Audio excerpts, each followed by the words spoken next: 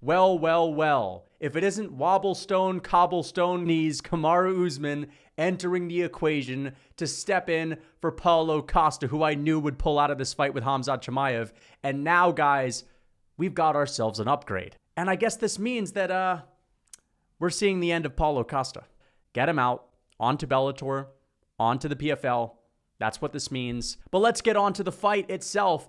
As I said, I think this is a massive upgrade from Paulo Costa because Kamaru Usman's actually a crafty veteran with championship experience. You know, a guy that's got a gritty mentality, someone that has really good takedown defense, a nasty jab, devastating power, extremely good cardio. You know, when I think about Paulo Costa, the last thing that comes to mind is crafty. Paulo Costa's just got a big meaty underhook. That's all he's got. He's just a big, strong oaf. And I am so unbelievably happy that we aren't going to be, for the next week and a half, dreading Paulo Costa to show up, you know, as a guy that's got a cut in his elbow, that's basically going to wilt, that's going to fucking fall at the first sign of adversity, or it's going to give us panic attacks every day. Thank God, thank goodness that Kamaru is here, that he hasn't fought since March. I think he's going to be ready, though, and at least he's a really big welterweight. I know that a lot of people wanted to see Khamzat have a middleweight test. Kamaru Usman, I felt like it was probably going to be the move all along for him to move up a weight class. You know, he's in his late 30s. He already has somewhat of a tough weight cut. He's going to be just fine. But unlike the other middleweights, Khamzat Chimaev also has that welterweight speed, and he's a lot younger than Usman. He hits a lot harder. He's hungry as fuck. And I know that Kamaru Usman's taking this fight because he just got himself a big old payday. But back to my point, they probably paid this man at least $2 million. And now that I think about it, this is the best fight they possibly could have made. Shout out to Kamaru Usman, massive respect to that. But as I said, it's an upgrade.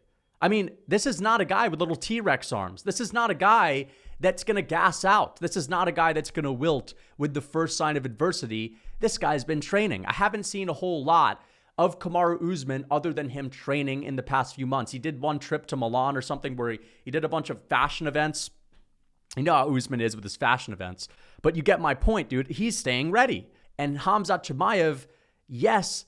Let me just say what my prediction was going to be for Khamzat and Costa because I haven't actually told you guys. My prediction was going to be Khamzat Chimaev by first round KO. I was going to pick Khamzat to feint a takedown and to chill on the feet a little bit with Paulo Costa to not shoot early and to knock him clean out with one shot. That was going to be my prediction for Khamzat and Costa.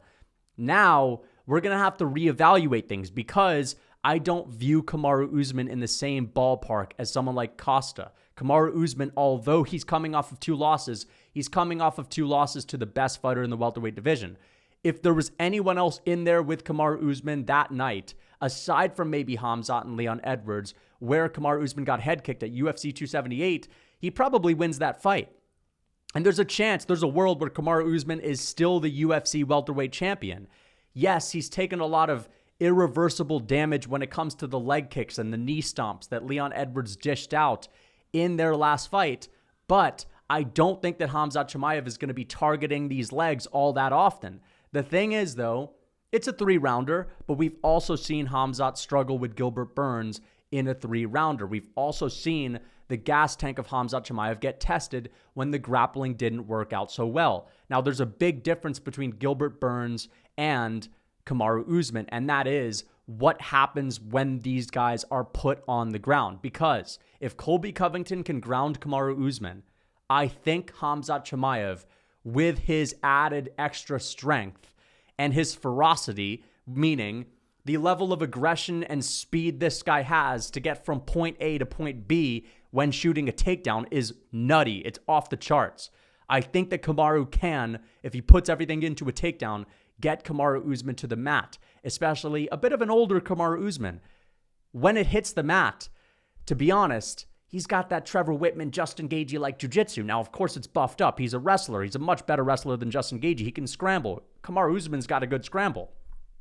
But if he's put on his back, he's kind of like a fish out of water. I think Khamzat Chimaev may just be able to submit this guy. But on the feet, things are going to be different. Now, here's the thing. As I said, my prediction for Khamzat and Costa was going to be a first round flatline KO. It was going to be a one-shot KO, right hand from Paulo Costa. I'm sorry. from Khamzat Chimaev. I don't view Paulo Costa as the same kind of threat on the feet that Kamaru Usman is. Kamaru Usman is just as tough. Kamaru Usman's got better cardio. He's got a longer reach. He actually has a nasty jab on him. And if you start fading in front of this guy, you don't want him walking you down. Again, we're talking about a guy that has relentless pressure and this suffocating constant march forward. If Khamzat doesn't finish Usman early, this is going to be an issue for him, man. Because Usman in this position, he really doesn't have a whole lot to lose. If he loses this fight, he took it on short notice. He'll get another big opportunity. The UFC is going to repay him, even though they've already given him a bag for this. They're going to make sure that in his next fight, he gets himself a good opportunity. He gets himself a winnable matchup that's going to put him back up there in contention. And if Khamzat wins this fight, of course, it's short notice, but he's beating a former champion. I love this fight so much more because Kamaru Usman is so many levels above Paulo Costa. Again, I always talk about the difference in skill between each weight class. I truly believe that welterweights are just a cut above middleweights, and Kamaru Usman is still a guy that is a top 3-4 welterweight on this planet. I think Khamzat's going to beat him. I think Khamzat's going to get him out of there. I think he's going to finish him either by submission or KO. I'm going to have to think about this fight more in order to give a good breakdown, but this is much more competitive in my mind. Kamaru Usman is a trickier striker. He's got craft. As I said, he's a crafty guy. And this is a great test for Khamzat Chimaev. If he gets this win, it's going to look really good on his resume. Of course, there's going to be a bit of an asterisk. The difference between Kamaru Usman and Volkanovski in this situation, the reason why I think Kamaru is a bit of a tough matchup is because, number one, it's a massive step up from Paulo Costa, whereas Volkanovski and Oliveira, they're similar levels. I think Volkanovski's a cut above, just a minor smidge above Oliveira, but that's it. Oliveira is still one of the best fighters to ever do it. Costa, we're talking about a guy that's arguably not even a top 10 middleweight. Kamaru Usman isn't coming off of a surgery, or at least I don't think he is. I know that Kamaru has had a bunch of hand surgeries.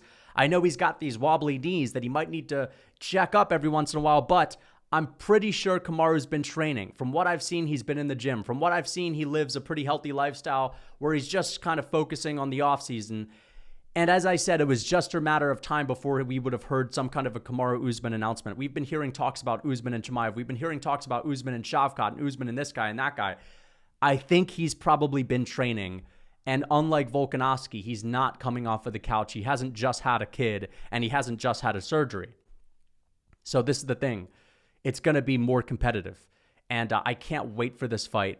Kamaru, if he gets it done, that'll be amazing. And guess what? The winner fights Sean Strickland, which means Kamaru Usman's going to be going in there with a guy that he already beat if he gets the dub over Khamzat Chimaev. And if Chimaev beats Kamaru Usman, he's going to get the title shot. Where does that leave Dricus du Plessis? Well, as I've told you guys before, if Israel Adesanya is not in the equation, then Dricus du Plessis just doesn't have the same leverage. He doesn't have the same star power. That's the unfortunate truth, okay? That's just the reality, guys. Dricus du Plessis, without Izzy in the picture, he ain't shit in the eyes of the UFC compared to someone like Khamzat, compared to someone like Kamaru Usman. He just doesn't have that same star power. And that's the sad reality. As I said, guys, a lot of us want Dricus du Plessis to get his well-deserved title shot. He beat Robert Whittaker. That's a whole lot better than Khamzat beating Kamaru Usman on short notice. It's a whole lot better than Khamzat taking out a guy like Costa. But as I've said for a while, they're not going to give du Plessis the title shot because Khamzat Chimaev is a much bigger star. All right, so this is the matchup that we're going to get. This is the fight that I've wanted to see forever, and I understand that it's not as good as it would have been in 2022 when Usman originally fought Leon Edwards, and a lot of us thought he was going to fight Khamzat at 278, but it's way better than Paulo Costa, okay? Kamaru Usman, as I said, just a different level of fighter, a cut above. And he's strong. He's big for a welterweight. This is not like some regular old welterweight. This is a guy that we always talked about as being the CEO of EPO, Usman on the sauce. That's getting older. His weight cut's getting harder. He could have been preparing for middleweight anyway.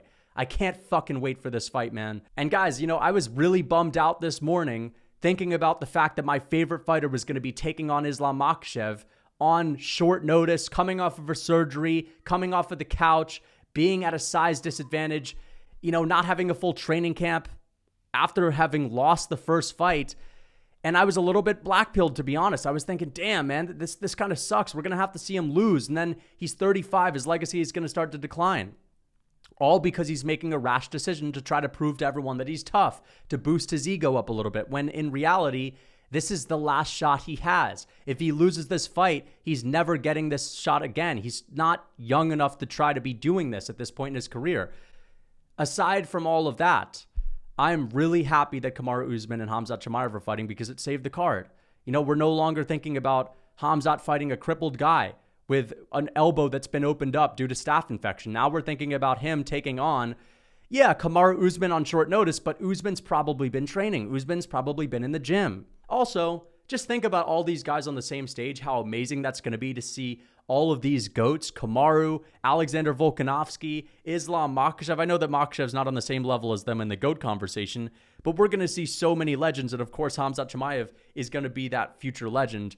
Probably, at least in my opinion, he is going to be that future legend. So we have 4 of the most skilled fighters to ever grace the sport.